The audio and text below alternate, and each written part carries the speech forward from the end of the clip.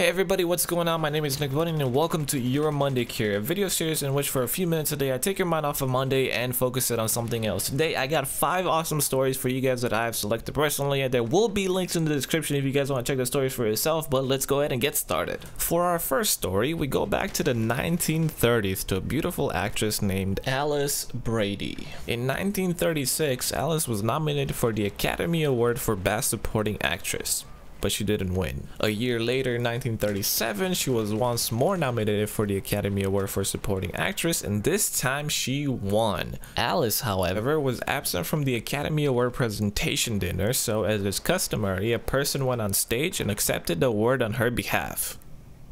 Except nobody knew that person or what he did after he got her Oscar, and to this day nobody knows who he was and where the Oscar is. So if you think the first Monday of 2014 is bad for you, at least you didn't have your first Oscar stolen. P.S. The Academy did issue a replacement for her, but still. Moving on to story number 2. In 2005, a company did an experiment with their end user license agreement. That's the terms and conditions that you always have to agree and kinda nobody reads. What the company did was to add a line in the end user agreement with a prize. First person to contact them about the prize would win $1,000. You want to know how long it took for the company to hear back from a customer? How about you take a guess? I'll give you a few seconds. Alright, how about I give you another hint? The company sold over 3,000 copies of that software. I'll give you a few more seconds. No, whatever the answer that you're thinking it is, it's not. Unless you are thinking 5 months. Over 3,000 sales, and 5 months later, the company was first contacted about the prize in the terms and conditions.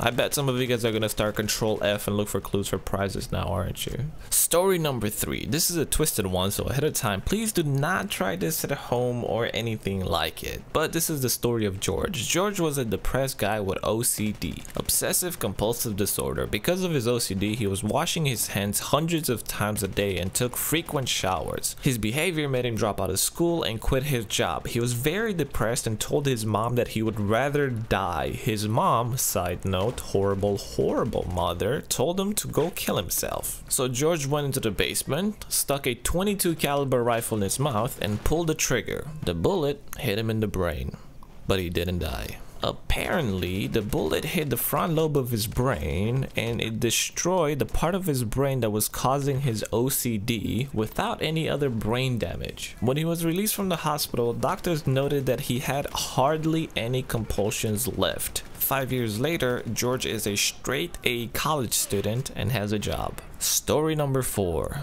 The Pirate Bay. I bet all the nerds are now paying attention. So what about it? Well, in 2007, when the micronation of Sealand was put up for sale, Pirate Bay tried to buy it. Sealand government did not want to get involved with the Pirate Bay, so they refused it. The idea was that Pirate Bay would buy their own island in hopes of making their own country with no copyright laws. They raised money and all that, but obviously it didn't happen. Also, recently, Philip DeFranco reported that the Pirate Bay keeps getting suspended. You guys know that Pirate Bay had .com, .net, .org, .xe. I think right now is .se, and apparently Pirate Bay keeps getting suspended, but have no worries because they still have more than 70 domain names in their reserve, which I found funny. And finally, for our number 5, which is kind of a story, more of a report, but let's start it with a question. Okay, you guys ready for the question? Would you rather have a pound of quarters or a pound of dimes? I'll give you a second to think about it, but I'm pretty sure everybody knows where I'm going with this. They're the same. Apparently, a pound of quarters is equal to $20, a pound of dimes is equal to $20, and a pound of half dollars is equal to $20. And not only that, but any combination of quarters plus dimes plus half dollars that equal to a pound is equal to $20. Isn't money fun? Yes, if I had any. Also, as I'm recording this, I realize that a lot of you are not from America. So in that case, I hope you have enjoyed the 4 stories and then some interesting facts about some currency that you don't know about. America.